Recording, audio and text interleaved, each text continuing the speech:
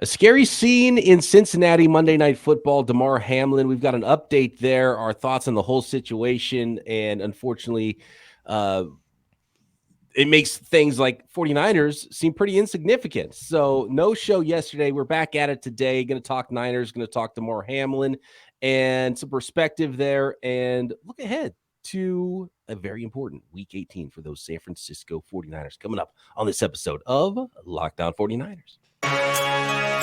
You are Locked On 49ers, your daily San Francisco 49ers podcast, part of the Locked On Podcast Network, your team every day.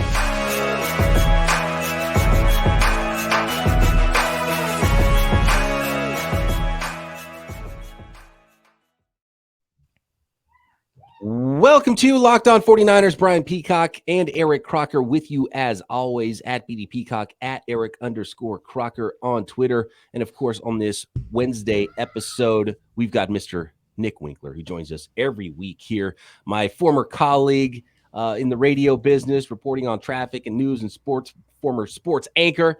And of course, my former co-host on my podcast that preceded this one called Gold Faithful Wink. Always a pleasure to chat with you as well. I didn't even bring in your music today. I feel like I need to bring in your music today. Let's do that right now. Nicholas Winkler, come on down.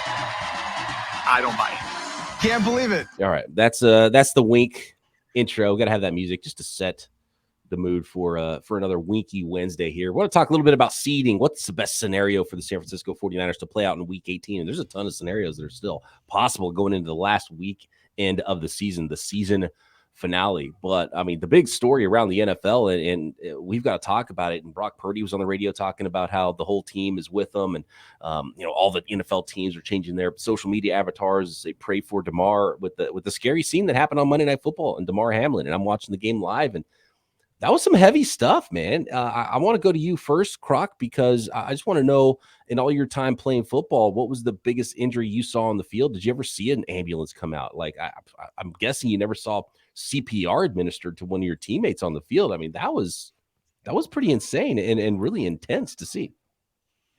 I've never seen anything like that. And the only time I've ever seen CPR get administered to anyone, I saw someone get shot like in the head, and they came and was doing CPR. Obviously, that's a totally different situation, but to see something like that on the football field is something that I had never in my life seen, or even, I don't even think that really crosses your mind.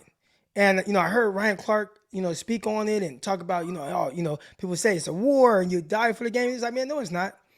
And that's not even your thought process, because you don't think that that's even possible. Guys get hit hard. They might get in the head. You might get hurt. You might get dazed. You might break a leg. You might snap your ankle like Trey Lance did. But you never in a million years think that anything that happens on that field would result in someone having to get CPR and they have to bring the pulse back. And it was hard. It was hard to watch, and you could see it on guys' face. I'm glad they didn't show on TV them getting CPR, and the players did a good job of surrounding him while he was on the ground. So we didn't get to see that, because, I mean, obviously we all feel for him, but that would have been tough to really shake. I mean, it's hard in general. Really tough situation. I've never seen anything like it. No, and even accidentally, because that was what was so shocking about the whole scene and the whole thing, even for hours, was nobody had any answers what was going on, And so a cameraman and, they could have easily just accidentally caught some stuff that was, pretty severe to see for a Monday Night Football viewing audience out there. And it's a great point, Croc, about these guys talking about, we're going to war and, we'll run through a wall and all these things and, all the tropes that come with playing football. And it makes it easier to feel that way because, it's not life or death. And then all of a sudden something like this snaps you out of that. It's like, man, this could be some serious business. What was it like for you to watch what went down Monday Night, Wink? It's tough. I did see something like that in high school, my senior year. My best friend, Randy Rubialis, broke his neck playing football. He was playing safety, and he took on a tight end over the middle, and the tight end was a lot bigger than him, and he didn't move when he hit him. And ambulance.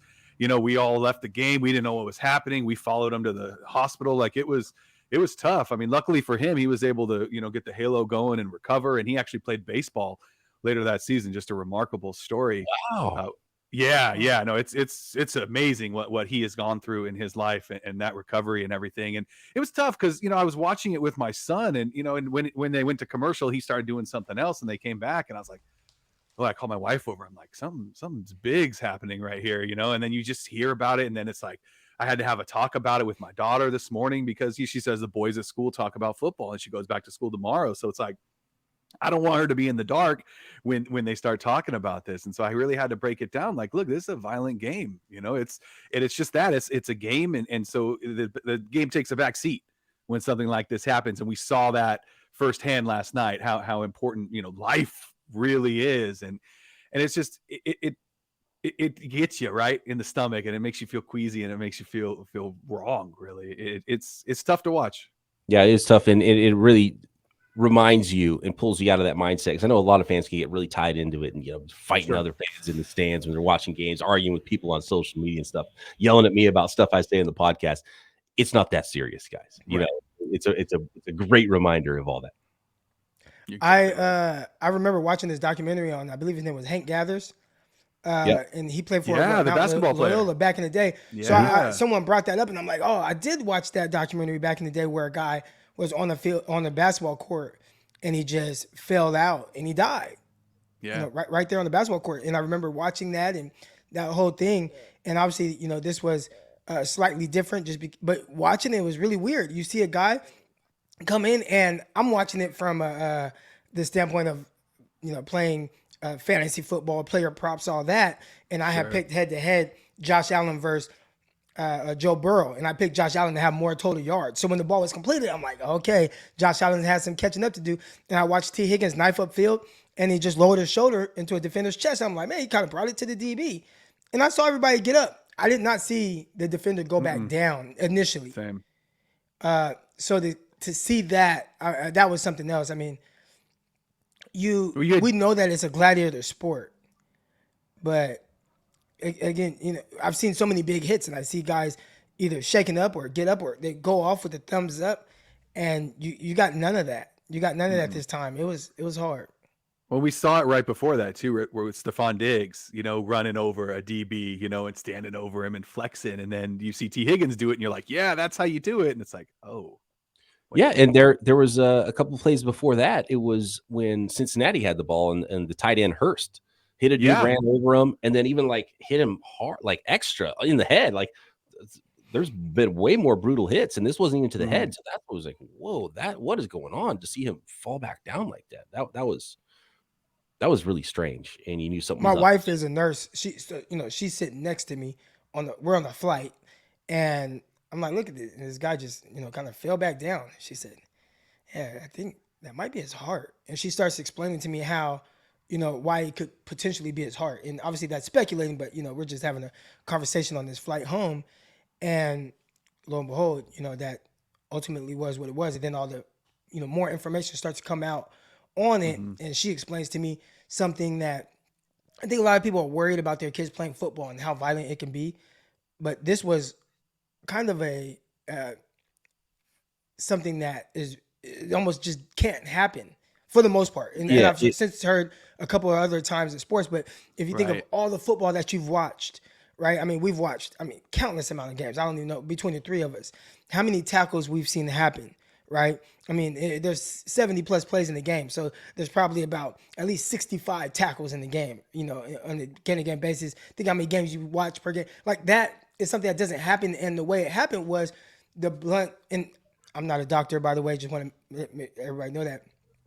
I think the timing of the blood, my wife would have to tell you, but the timing of the blood refilling and how it does something, and the trauma, the blunt force trauma to the chest at that split millisecond of what it was, kind of shook the heart and threw it out of rhythm. And it was just like, what? Yeah, something I read actually that's said definitely that not something you think about. Oh, yeah, and all the protection they do for players and shots below the knee and cut blocks and obviously head injuries and leading with the crown of your helmet to helmet hits. And nobody's ever talking about, direct shots to the chest and the heart. And it's like, will we find out later that there was a pre-existing condition with his heart, which happens sometimes with some of these heart injuries with athletes that you don't really know about till later. are we gonna have to start worrying about that now? And there's gonna be new protections, new gear for players. Does it freak players out to the point where they don't want to play? Like, guys, have to worry about this too. I didn't even know that existed.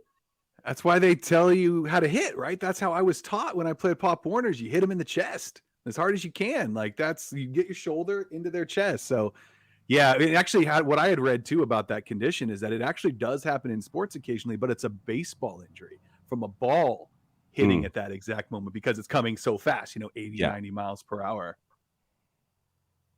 Wild scene. So obviously everyone's praying, everyone's hoping for the best for Damar Hamlin. The only thing really that we can go by is what we've seen from, official Bills news releases. And I'll read those right now for anybody who's not been up to speed on everything going on there exactly. But from Buffalo Bills official last night or Monday night, it was Damar Hamlin suffered a cardiac arrest following a hit in our game versus the Bengals. His heartbeat was restored on the field, and he was transferred to the University of Cincinnati Medical Center for further testing and treatment. He is currently sedated and listed in critical condition. Then the update Tuesday was Damar Hamlin spent last night in the intensive care unit and remains there today in critical condition at the University of Cincinnati Medical Center. We are grateful and thankful for the outpouring of support we have received thus far. And you got to give props to those, trainers and medical folks that were there on the field that administered that got his heart back beating on the field. That's what the CPR was about. And the AED machine, I believe, is what it is to, to shock everything back into order for the heart, and for them to have been able to do that on the field and then get him in the ambulance and get him to the hospital. Pretty remarkable and potentially life-saving there. So just wild. I know like one part of this that nobody wants to talk about because of the significant injury, but there was a game, and what that's secondary to what's going on, but what do you do about it? Because right. I mean, in life and anything, right? Like something happens and there has to be a reaction to it. And obviously the reaction to this was to cancel the game, which nobody's going to say that they were wrong for doing that. I think everybody was like, hey, you guys better cancel this damn game, right? But now that they've canceled it, and, how do you maneuver around that? Because, I mean, that was a game that you got Buffalo trying to be the number 1 seed. You got the Bengals trying to fight for a top 2 seed. You got playoff implications. If you do you say, all right, that game just never happened, and we're not like even no contest, and they play one less game, and then how do the other teams? I mean, I think people would understand, but you can't move. Can you push back? So the league already said they're not going to play it this week, because one of the things they talked about is, okay, play it again, play it Wednesday or something, or Thursday or whatever, and then you move the other games back from Sunday involving those two teams, so then you can still get all the games in time, and it's as if they played like Thursday to Sunday games instead, so it becomes short week games basically. That was one of the options. The other option is play it the next week, and then you push you push all the playoffs back. You have the extra week before the Super Bowl, so you utilize that week, so there's no week before the Super Bowl anymore, and all the playoff weeks go back one.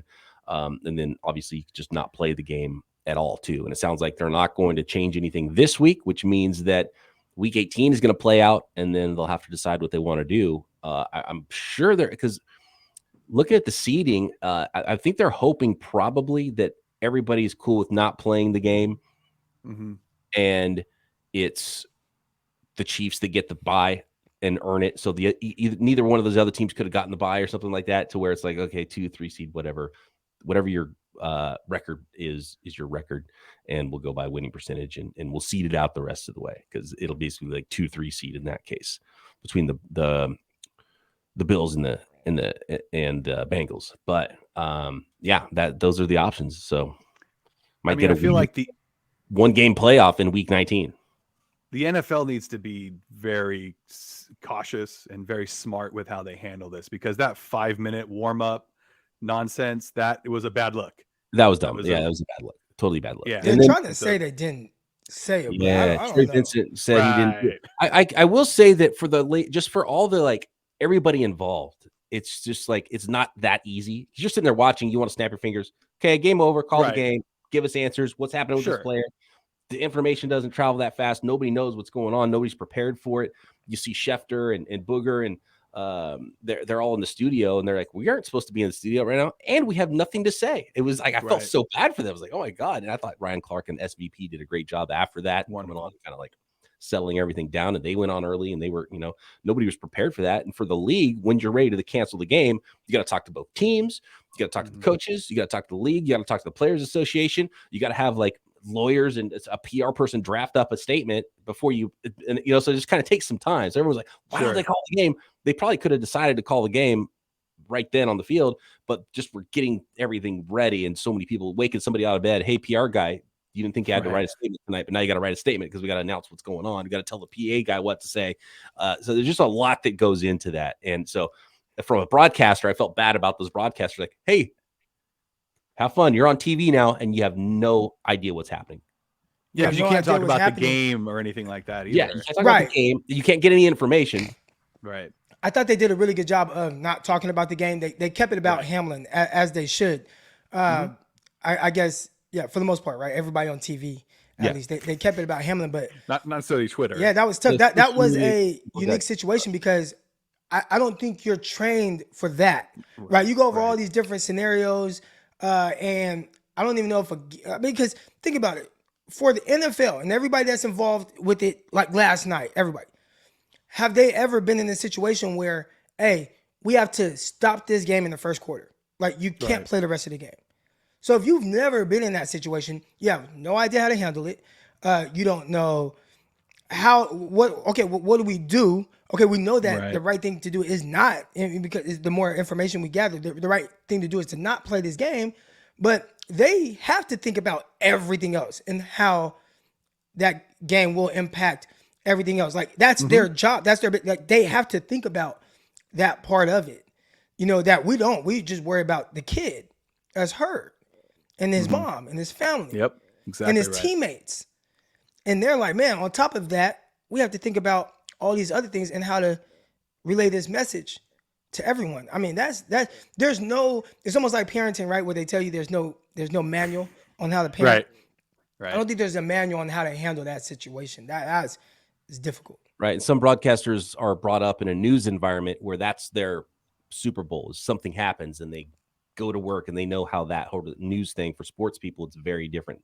You're breaking down what's going on. You got your sources here. You got your this information, and the studio thing is set up, and you know exactly how a show is going to go before you even sit down in your seat.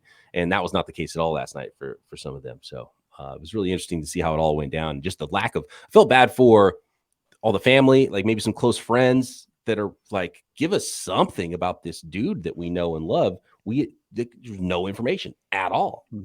Except for, they're administered CPR in the field. Like, what happened? And you see it was like, give us something. And there was just no information. It was such a heavy situation on Monday night. Really, I never really seen anything like it. Okay, guys. The good thing, real quick, if you want any type of positive outlook on it in such a tough situation, they did say that they, restored a heartbeat. And I think that was really big that they would do that. Them going to get the mom and the ambulance waiting from listening to different things. From what I hear, it's if they were administering CPR in the ambulance, they would have had to take off straight to the airport. I mean, to the hospital and the mom, you just got to meet us there. So the fact that they waited was, at the very least, there's some kind of stability there. So, just keep praying. I know I said prayers countless amount of times for him, his family, and really this, everybody that is involved. It's tough. Yeah, and I think that something I took away from this too is something. It's obviously it's a game and all of this, but it's life. And so I this morning I actually signed me and my entire family up for a CPR class, because that's the kind of thing that can save a life. And most classes are free. You can go out there, you can just learn, and because you never know when you might find yourself in a similar situation. Well said. Let's move on to some football here. Talk a little 49ers, talk a little bit about week 18, what scenarios would be best as it plays out in the NFC seeding for San Francisco, and what would be the most fun to watch in those playoffs in January, whatever weeks those games are played. Next. Today's episode of Locked On 49ers is brought to you by our newest partner and sponsor. That is Ultimate Football GM. That's right, a football video game that I'm sure all you guys are going to love. Ever dreamed of becoming an NFL GM and managing your football franchise? I know I have, and your dreams come true if that's the case. With this game, it is definitely for you. Manage every strategic aspect of your team. Play through the season and lead your team to glory. You're responsible for hiring the right coaches and coordinators, trading players, making draft picks, navigating your franchise through free agency, the draft, all the ups and downs of a season, trying to put the best team on the field, trying to build yourself a dynasty for the next, 25 years with Ultimate Football GM. All this in a challenging and realistic game world. Ultimate Football GM is completely free and playable offline. Play on the go as you want and when you want to, and see if you can manage your team better than I have with my I got a superstar quarterback that's on the come up. Not a lot of wins yet for my franchise, but it's getting there. Year 3 is going to be big for Team Peacock on Ultimate Football GM. And Locked On 49ers listeners get a 100% free boost to their franchise when using promo code Locked On in the game store. That's Locked On in the game store, all caps, one word. Make sure you check it out today. Download Ultimate Football GM or visit ultimate-gm.com or find it in the App Store. Ultimate Football GM. Start your dynasty today. As a small business owner or hiring manager, you know that success in 2023 all depends on the team members around you and yourself and your entire staff. It's just the same in any small business as it is in a football organization. That's why you have to check out LinkedIn Jobs. LinkedIn Jobs, you can hire qualified candidates more efficiently by matching open roles with people who have the skills, values, and experiences to help you achieve your goals. LinkedIn Jobs helps you quickly attract qualified candidates to your open jobs with targeting tools. Go beyond the resume data and use insights from your job post company and their 875 million member profiles to put your post in front of the most qualified candidates. Identify the most qualified candidates on LinkedIn Jobs and connect them faster and for free. LinkedIn Jobs helps you find the most qualified candidates you want to talk to faster. So post your job for free at linkedin.com/LockedOnNFL. That's linkedin.com/LockedOnNFL to post your job for free. Terms and conditions apply. All right, looking at this playoff scenario, guys, I'm going to put a little something on the screen here. I love this sheet that was put out there by a gentleman by the name of Dennis. He is at Dennis Selman 33 is where you can find this chart. And it lists every possible scenario in week 18 for the playoffs. And clearly the one that's more beneficial for the 49ers are the ones that have them ending up with the 1 seed. And there's 1, 2, 3, 4, 5, 6 different possible scenarios that play out where the Niners get the 1 seed. All of them involve the Niners winning, Eagles losing, period. That's the Niners with the 1 seed. But I wonder about the rest of it too. Like, do you want to see Dallas actually win the East? If Dallas wins and Philly loses to the New York Giants, and Green Bay wins and the Niners win, Dallas would actually be the 2 seed, and Philly would drop all the way down to the 5 seed. If the 49ers lose in that same scenario, Dallas is the 1 seed, Niners are the 2 seed. So Philly could go 1, 2, 5, Niners could go 1, 2, 3, Dallas could go 1, 2, 5. And then, of course, I think we'd all rather see the Lions if the Niners ended up with the 2 seed, right? Tough call. Green Bay, Seattle, Detroit. What do you think?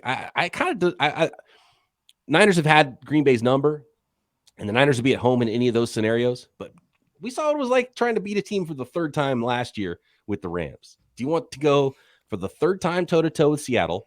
You want to face Detroit in their just ragged defense and Jared Goff at quarterback who's terrible under pressure? Or the Green Bay Packers, who are one of the hotter teams in the NFL right now? Clearly, for me, the Packers are the team you don't want to see, and I think it's the most likely if they win, they're in on Sunday night. I wouldn't mind playing the Seattle Seahawks again. I just think the 49ers are just better than them.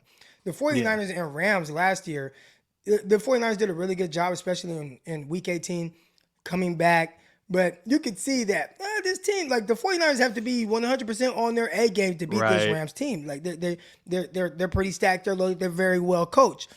I think Seattle Seahawks 49ers just it's not a good matchup for the Seahawks at all.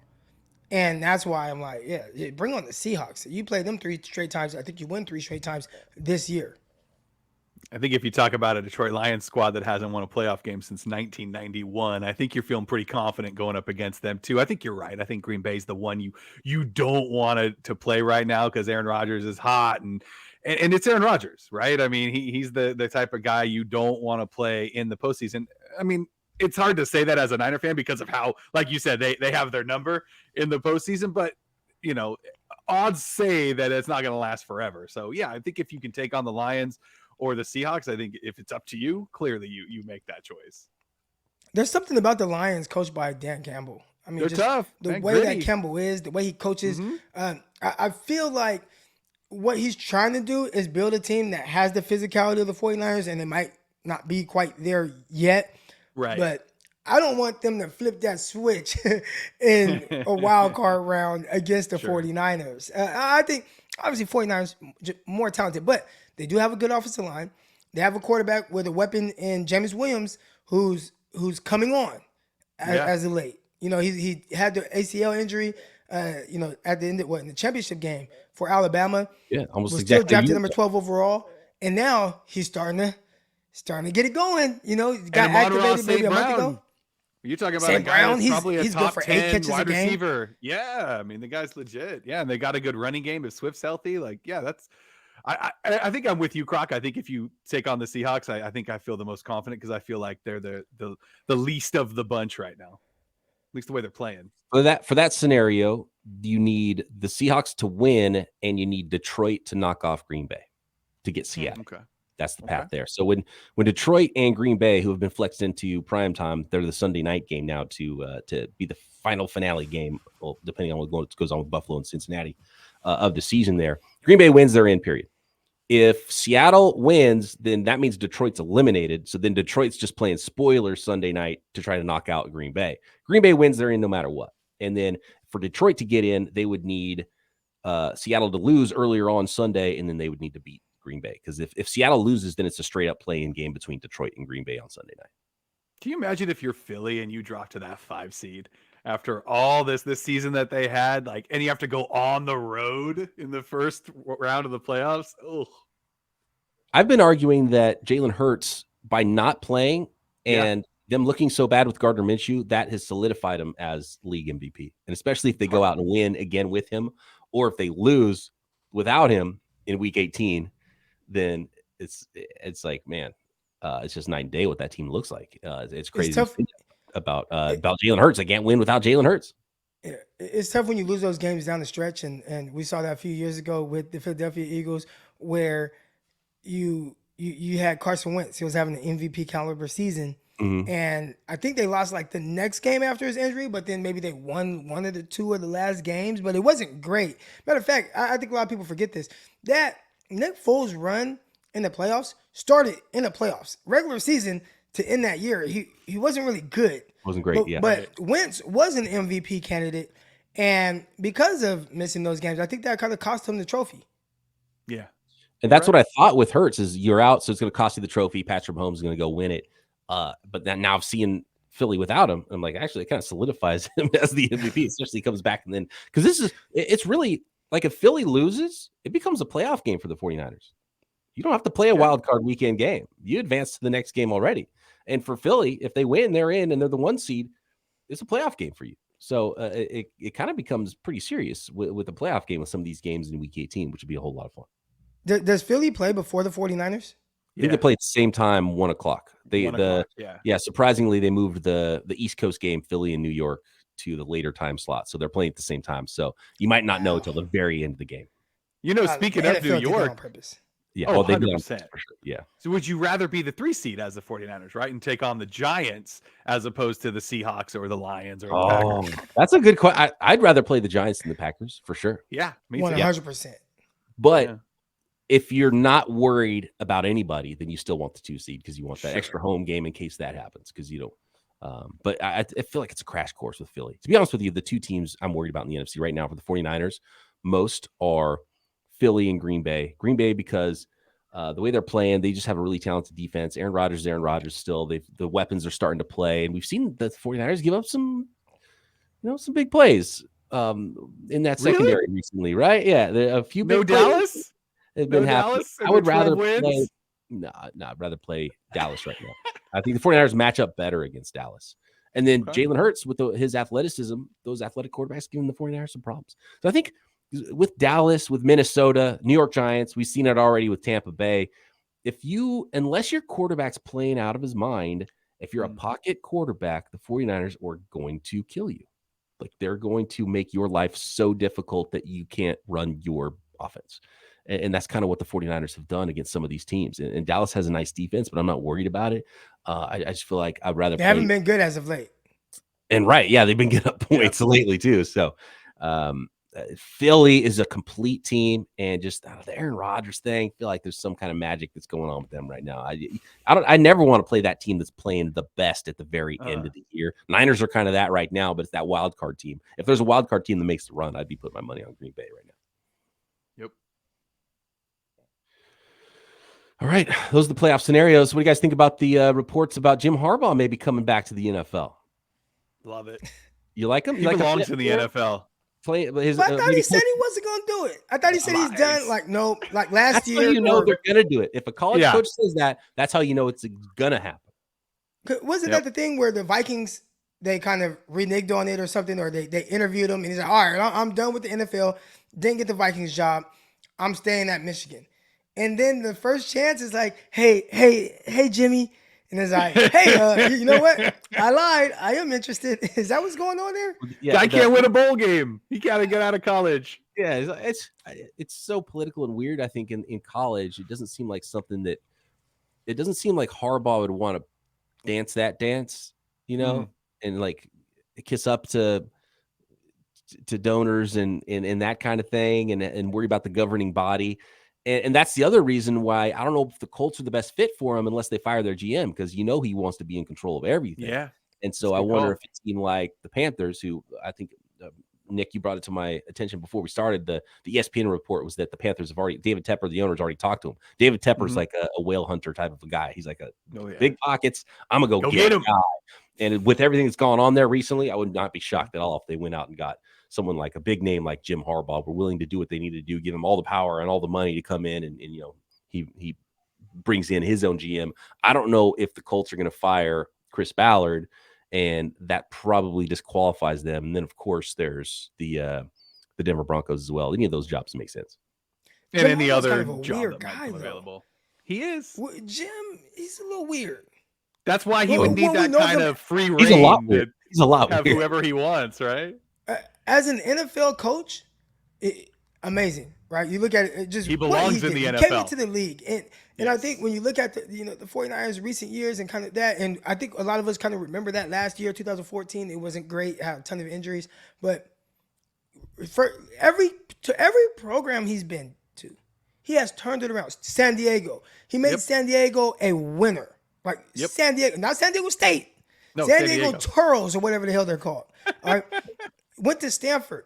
Stanford dominated. Was the armpit of the Pac-12. Mm-hmm. He turned them into a winner. Now, obviously, he had Andrew Luck, but he turned them into a winner. Then he says, you know what? I'm going to go to the NFL. And the 49ers, who hadn't won anything since like 2002, 2003, and I get it, they had some talent on the team, but we're just going to go with no offseason. No real offseason. Got to hold out stuff. You got everything going on. Alex Smith, nobody wants you. Everybody wants you gone. Nobody wants you here. All right, but I'm going to bring you back, Alex Smith. And we're going to go out and win 11, 12 games or whatever it was. Like, what? We're going to go to the NFC Championship game. Then we're going to go back to the NFC Championship game. He went and got Kaepernick, too. He drafted him. And we'll go to a Super Bowl where we benched a quarterback that was 7-2. And then we pretty much go 7-2 the rest of it. I mean, it was just, it was an amazing, and then the next year, okay, we're going to go. And we're not just going to go. We're going to go to Green Bay. It's freezing cold. We're going to win. We're going to win that game. We're going to go to Carolina, who was tough. Carolina was tough with Cam Newton at that time. And we're going to win. We're going to dominate you. I mean, it was just what he did at the NFL level. Amazing. His resume. He belongs in the NFL. Yeah. He's just a little weird. He's a little weird, though. You think he could turn it around like he did with Alex Smith with Russell Wilson? Do you think he sees that and is like, oh, I want Russell Wilson? Or do you think he wants to go to Indianapolis where he used to play and they go trade for Trey Lance. What about Harbaugh and Trey Lance in Carolina or in Indy together? Well, Sam Darnold's looked good too, right? The last few weeks. Like, you get him in Carolina, let's go. Yeah, he belongs in Denver. He belongs in Denver. Yeah, get him in Denver with Russell Wilson. Russ, that defense. Whole Russ Cook, we're going to throw that out the window. We're going to pound this rock. We're going to play good defense. They got a defense. Yeah. We're going to pound this rock, get Javonte Williams back. All right, we're going to pound this rock. Got the weapons on the outside. Yeah, you're only going to run 3 routes all game, but we're going to get you the ball, play actions, pound the rock, be physical. We're going to play with humble hearts. Come on, man. I do miss Harbaugh being in the NFL a little bit. So, as a Niner fan, you got to have some love for Harbaugh deep inside. Never go away. Hell of a run. What a wild time that was. 49ers fans. Those khakis out. Stuff. There's been some ups and downs and some storylines here with the 49ers over the course of basically starting in 2011. And then there was a dynasty. Like, we were born into dynasty, right? Yeah. Nolan. It was lean there for a little while. It was lean for a while, that's for sure. Chip Kelly? Oh, that was after. We got to get out of here. Wink, thanks for joining us once again here on Locked On 49ers. My pleasure, guys. Wish watch, 2 punts, 1 inside the 20. He's still doing it. Just a machine at this point. And thanks to all listeners for making us your first listen. Check out Peacock and Williamson. Check out Locked On NFL Draft every day. Croc and I back tomorrow right here, Locked On 49ers. See you.